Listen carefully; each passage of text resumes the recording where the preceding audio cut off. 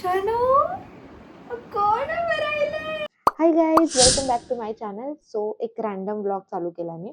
सकाळचे काहीतरी 8 वाजलेत आणि आज कुठेही बाहेर जाणार नाही आहोत, काहीच नाही, घरीच आहे मी. बघू आजच्या दिवसात काय काय घडतं आणि काही छान घडलं तर अपलोड होईल. जर काही छान नाही घडलं किंवा काही वेगळं नाही घडलं, रुटीनच असेल तर नाही येणार. जर काही वेगळं घडलं तर मी अपलोड करेन किंवा आय मीन जर कुठे बाहेर गेलो किंवा काही छान रेसिपी बनवली मी आज किंवा काही जर मी असं काही केलं आजच्या दिवसात तर मी शेअर करेन. आणि आत्ता मी जस्ट माझा नाश्ता केलाय.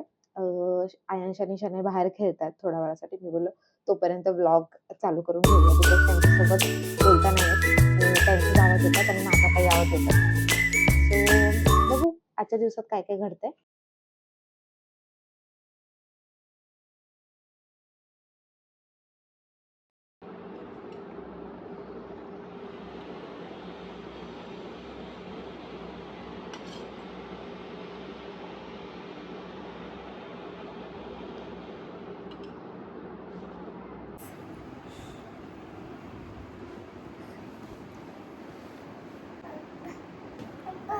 शनू कोण राहिले. अय्या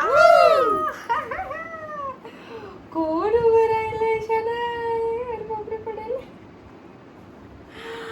शनू उभं राहिले आमचा. हो ऐक कोण उभं राहिलंय. ये उभं राहायला कोण शिकला. कोण शिकला उभं राहायला. अरे बापरे. शनू उभा राहिला आम्ही नाही पाहिला. शनू उभा राहिला आम्ही नाही पाहिला.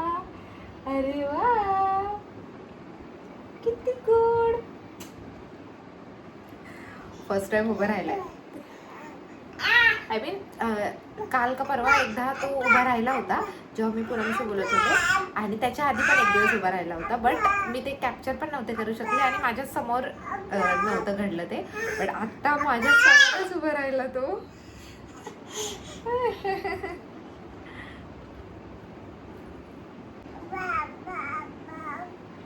दमला नाहीस तू.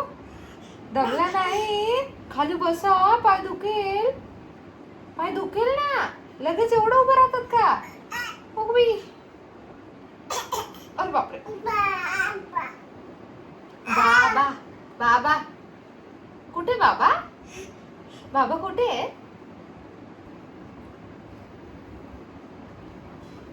आता दमलाय.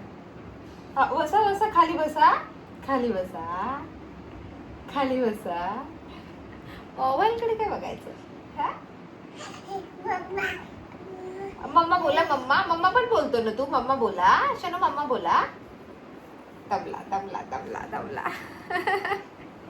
दमला शनू दमला. आका पक्का पक्का पक्का काय बोलत होता मला तू आता. हा शनू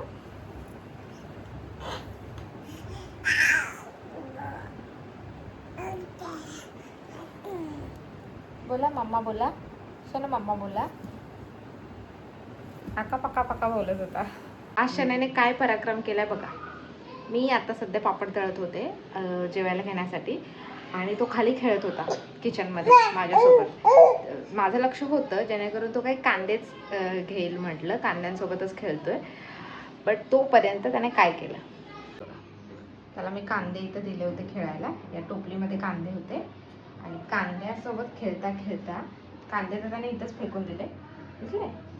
आणि ते खेळता खेळता ही माझी तुपाची भरणी त्याने फोडली.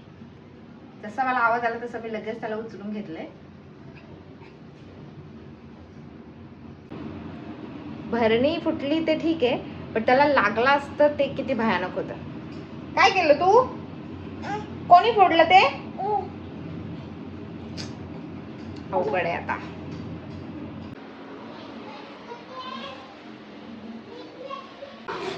बाळासोबत काम करणं जरा खूपच अवघड झालंय. आता हे मला भरून टाकावं लागेल, साफ करावं लागेल ते वेगळंच. खूपच घाण दिसते. मी असं प्लास्टिकच्या बॅगमध्ये भरलं जेणेकरून कोणाच्या हाताला लागू नये. आता याला एका कपड्यामध्ये गुंडाळून डस्टबिनमध्ये टाकते. शनाय शनाय हॅलो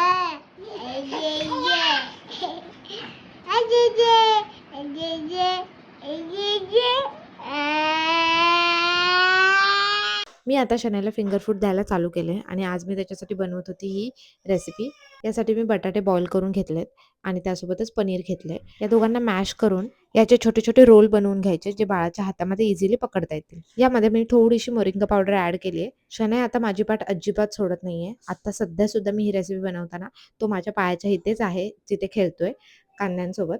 पण माझ्याकडे काहीच ऑप्शन नाही, मी त्याला बाहेर कुठेच नाही ठेवू शकत, बिकॉज राहतच नाही. असे छोटे रोल बनवायचे आणि फ्राय करायचे, दॅट्स इट. फ्राय करताना मी ॲक्च्युली चुकीचा पॅन यूज केला आहे. तुम्ही वेगळा पॅन यूज करता जो नॉर्मल असतो, त्याच्यामध्ये हे व्यवस्थित फ्राय होतील. या पॅनमुळे माझे थोडेसे खाली चिटकलेत. सो असे हे मस्त रोल तयार झाले होते आणि मी शनाईला खायला दिले. त्यालाही खूप आवडले. त्याला छान ते पकडता येत होते, त्यामुळे तो खाण्याचा प्रयत्न करत होता. थोडा थोडा तो खात होता, थोडं मी त्याला एक एक घास भरवत होते. सो ही रेसिपी तुम्हाला आवडली असेल तर मला कॉमेंटमध्ये नक्की सांगा.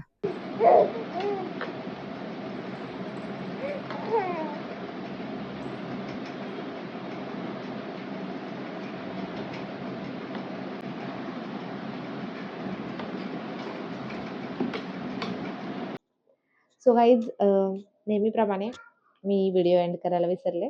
ॲक्च्युली काय होतं ना, दिवसभरातून मी काही काही क्लिप्स जशा मला वाटतील तसे मी शूट करत राहते आणि मला कळत नाही की मी हे व्लॉगमध्ये पुढे टाकणार आहे की नाही.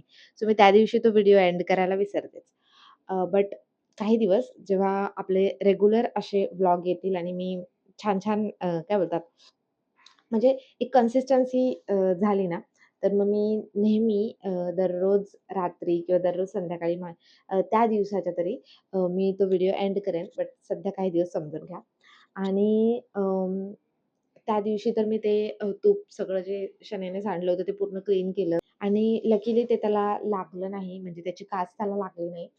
अ, ती बॉटल कारण काचेची होती आणि चुकून जर त्याने हात लावला असता तर त्याला लागलाच असता आणि बाळाची स्किन किती नाजूक असते तुम्हाला माहिती आहे. सो ती गोष्ट होण्यापासून देवाने वाचवलंय असं मला वाटतं. आणि नंतर तो थोडा नॉर्मल झाला. मी त्याला बाहेर सोडलं.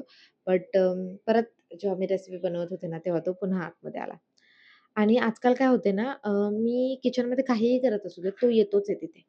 म्हणजे त्याला माझ्यापासून दूर जायचंच नाही. तो शेपूट झालाय माझी. मी जिथे जाईल तो तिथे येतोय. माझ्या पाठी, पाठी, पाठी, पाठी, पाठी. मी वॉशरूमला पण जायचं असतं ना मला, तर तरी पण तो येतो. मी पटकन त्याला हॉलमध्ये सोडते आणि 2 मिनिटात जाऊन येते. किंवा मग मी आयन्सला लक्ष ठेवायला लावते आणि जर अंघोळीला जायचं असेल, तर मी आजकाल तर त्याला घेऊनच जाते 2 दिवस झाला. सो अशीच चालली आमची लाईफ. आणि जर तुमचं पण छोटं बेबी असेल आणि तुम्हाला पण असंच काही स्ट्रगल करावं लागत असेल, तर मला कमेंटमध्ये सांगा. आणि माझ्या चॅनलवर नवीन असाल तर सबस्क्राईब करा. हा व्हिडिओ आवडला असेल तर व्हिडिओला लाईक करा. भेटूया नेक्स्ट व्लॉगमध्ये. बाय.